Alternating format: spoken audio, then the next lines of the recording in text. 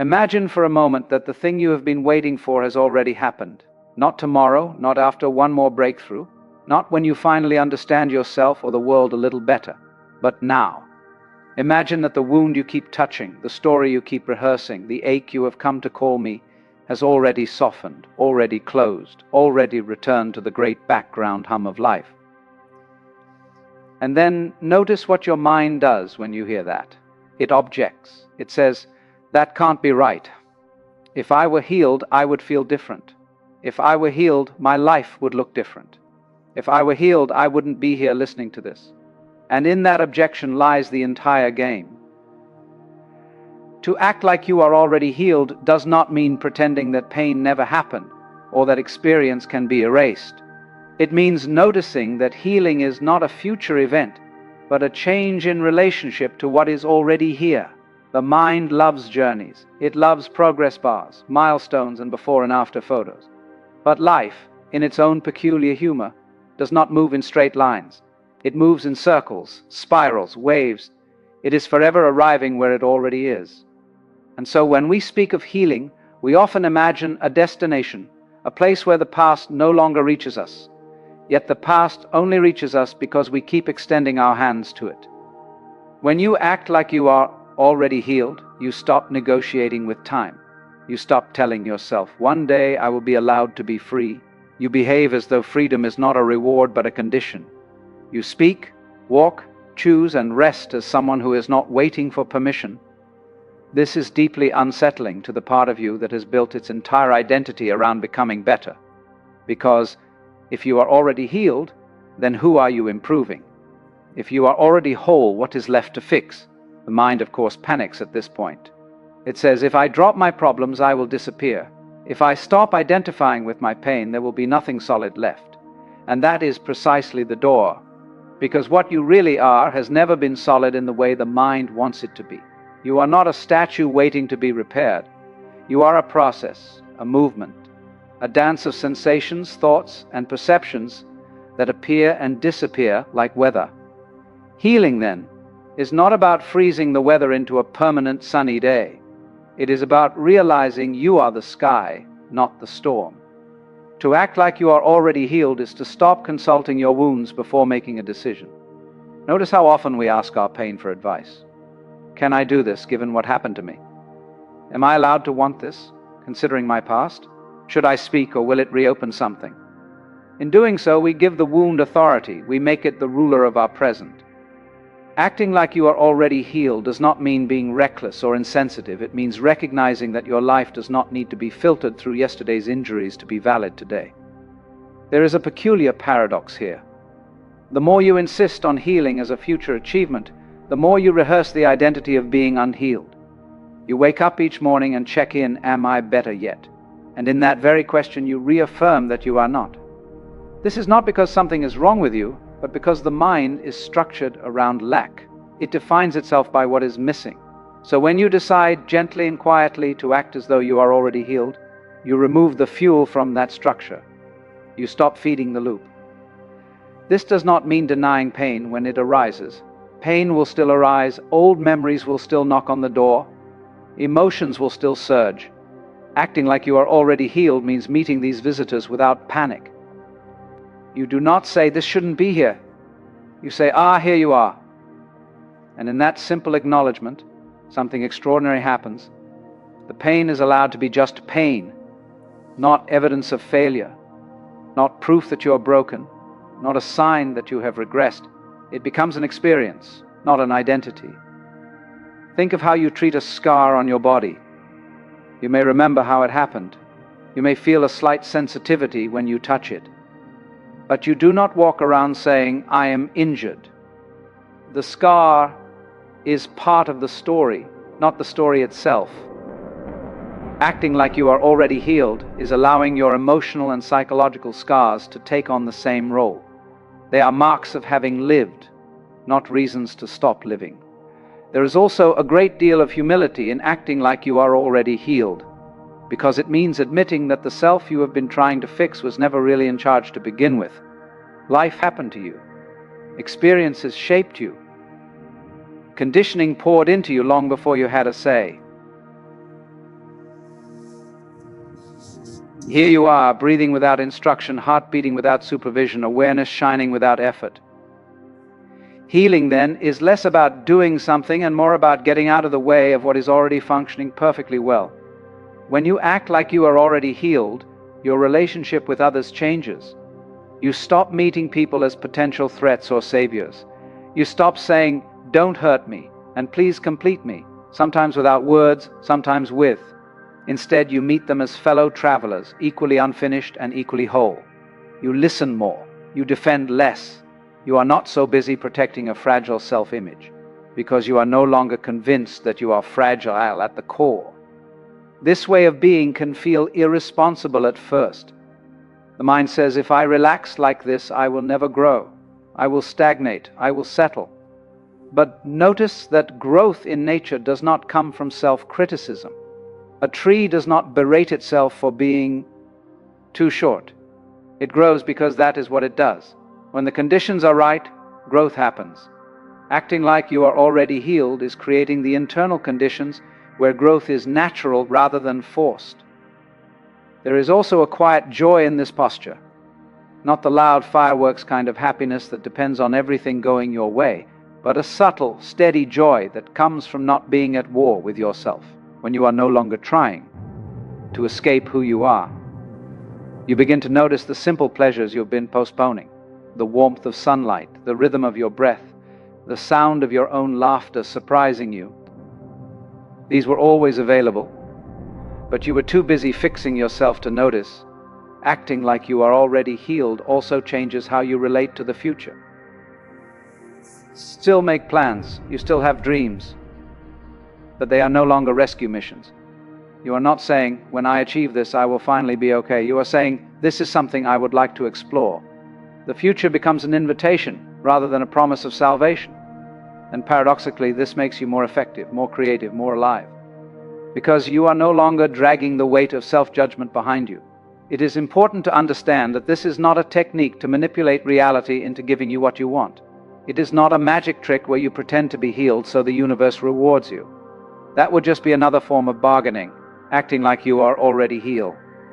D is an expression of trust. Trust that life is not fundamentally against you. Trust that you do not need to earn your right to exist. Trust that even your confusion and fear are part of the dance, not mistakes to be corrected. When you embody this trust, something softens in your posture toward life. You are less tense, less clenched. You are willing to be surprised. You are willing to be wrong. You are willing to let go of stories that once felt essential. And you discover that beneath all the narratives about who you are and what happened to you, there is a simple sense of being. Not impressive, not deficient, just present. Acting like you are already healed also reveals how much of suffering comes from resistance rather than sensation. Physical pain hurts, but the story "this should not be happening to me" hurts more. Emotional pain stings, but the thought "I will never be free of this" deepens the wound. When you act like you are already healed, you stop adding the second arrow. You allow sensations to move through you without turning them into lifelong sentences. There is a kind of courage required for this. Not the dramatic courage of conquering enemies, but the quiet courage of letting go of familiar misery. Because suffering, strange as it sounds, can feel safe. It is known. It gives structure. Acting like you are already healed means stepping into the unknown, where you cannot predict who you will be without your old defenses. And yet that unknown is not empty. It is full of possibility. You may notice that when you act like you are already healed, some people around you feel uncomfortable. They were used to you playing a certain role, the wounded one, the fixer, the one who needs approval. When you step out of that role, the script changes. This is not a problem to be solved. It is simply a sign that you are no longer organizing your life around your injuries. You are allowed to change, even if others preferred the old version of you. Ultimately, acting like you are already healed is an experiment. You are not required to believe anything. You are simply invited to try living from a different assumption. Instead of assuming you are broken and must be repaired, assume you are whole and learning. Instead of assuming your pain defines you, assume it visits you. Instead of assuming freedom is earned, assume it is given. And in this experiment, you may discover something quietly revolutionary, that healing was never about becoming someone else. It was about stopping the endless commentary on who you are.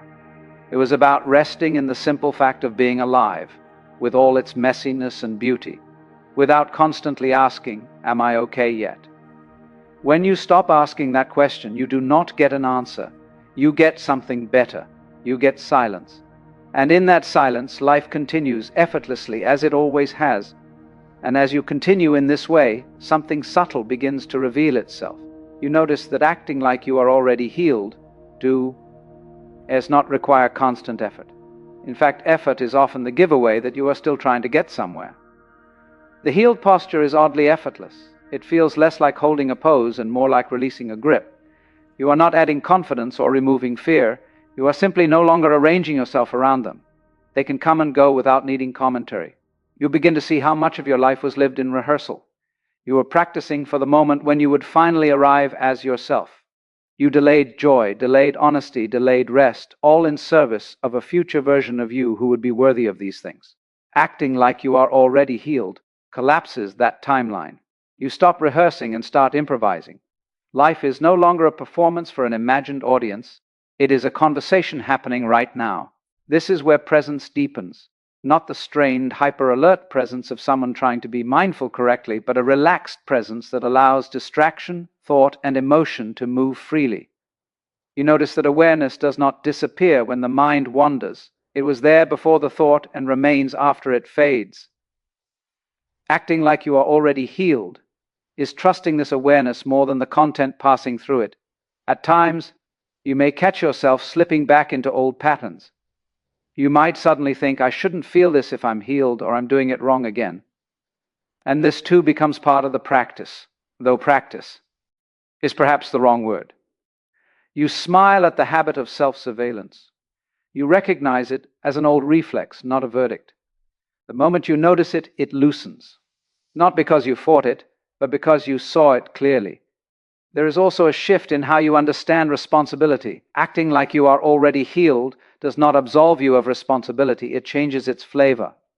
You are no longer responsible for fixing yourself, but you are responsible for how you respond to what arises. This is a lighter responsibility, more like steering than repairing. You cannot control the waves, but you can learn how not to fight the water. In this space, forgiveness takes on a different meaning. You are no longer forgiving as a moral obligation or a spiritual achievement. Forgiveness happens naturally when you stop insisting that the past be different. You see that people, including yourself, acted from the level of awareness available to them at the time. This does not make harmful actions acceptable, but it does make them understandable. And understanding dissolves much of the poison that resentment feeds on. Acting like you are already healed also brings an unexpected intimacy with uncertainty. You realize that certainty was never safety, it was just familiarity. When you stop clinging to rigid stories about who you are and where you are going, you become more adaptable. You can meet change without immediately interpreting it as a threat. You become curious rather than defensive. Wick. H is a far more intelligent way to move through the world. You may notice that your body responds before your mind fully catches up. Shoulders drop, breathing deepens, movements become less rushed. This is not something you force, it happens because the nervous system senses less danger. When you are no longer treating yourself as a problem to be solved, the body no longer needs to stay on high alert. Healing, in this sense, is deeply physical, even when it begins as a shift in understanding. As this continues, the boundary between inner and outer experience becomes less rigid. You stop thinking of healing as something happening inside you while the world remains the same. You see that your interpretation of the world was always part of the experience. When that interpretation softens, the world feels different, not because it has magically changed, but because you are meeting it without armor. There is also a quiet humor that emerges. You start to see the absurdity of how seriously you took your inner dramas. The mind can turn a passing thought into a life sentence, a moment of discomfort into a personal failure. When you act like you are already healed, you can laugh at this tendency, not with cruelty, but with warmth. Laughter becomes another form of release. And yet, even laughter is not something you chase. One of the great misunderstandings about healing is that it should make you perpetually positive. Acting like you are already healed means allowing the full range of human experience without labeling some emotions as spiritual successes and others as regressions. Sadness is allowed, anger is allowed, confusion is allowed. They pass through a space that is no longer defined by them. You may begin to sense that the idea of a healed self was always a misunderstanding. There is no final version of you waiting at the end of the road. There is only this living, changing process. Acting like you are already healed is aligning with that process instead of resisting it. It is trusting movement rather than demanding arrival. In relationships, this shows up as a willingness to be seen without managing the image. You are less concerned with appearing put together and more interested in being real. This does not mean oversharing or emotional dumping. It means not hiding behind personas. You speak from where you are, not from where you think you should be. And people feel this authenticity, even if they cannot name it. You also notice how much energy was spent on self-monitoring. Am I doing enough? Am I healed enough? Am I spiritual enough? When these questions fall away, that energy becomes available for creativity, play, and simple enjoyment. You find yourself doing things not because they are productive or therapeutic, but because they are interesting. Acting like you are already healed gradually untangles the belief that suffering is necessary for depth. You realize that insight does not require pain, and wisdom does not require struggle. They can arise from curiosity, openness, and attention. Pain may still be part of life, but it is no longer the price of admission to meaning. As this way of being continues, you may not even notice it at first. There is no trumpet announcing you are healed now. Life simply feels less heavy. Decisions feel simpler, not because choices disappear, but because you are not trying to protect an imaginary fragile core. Respond to what is needed, then move on. And in the midst of all this, you might catch a glimpse of something very ordinary and very profound, that the self you were trying to heal was largely a collection of thoughts trying to control experience. When those thoughts are seen for what they are, useful tools rather than absolute truths, there is space. In that space, life continues to unfold, not as a problem to be solved, but as something to be lived. So in the end, there is nothing dramatic to announce, no finish line to cross, no certificate to hang on the wall declaring you healed. There is simply this moment, quietly happening, asking nothing from you except your participation. Acting like you are already healed was never about changing the story of your life. It was about realizing you are not confined to the story at all. You are the listening, the noticing, the open field in which every chapter appears and disappears. When you stop waiting to be whole, you discover that wholeness was never withheld. It was overlooked. It was hidden behind effort, behind self-judgment, behind the belief that you must earn your own peace. And as those beliefs loosen, what remains is not a perfected version of you, but a more honest one. A version that can feel deeply without drowning, that can stumble without self-betrayal, that can live without constantly asking whether it deserves to. So you walk on, not as someone finally fixed, but as someone no longer divided against themselves. Life continues to rise and fall, to surprise and challenge, but it no longer needs to prove anything to you, and you no longer need to prove anything to it. There is a quiet understanding now, not held as an idea but lived as a way of being, that healing was never a destination ahead of you, but the recognition that you were always standing where you needed to be.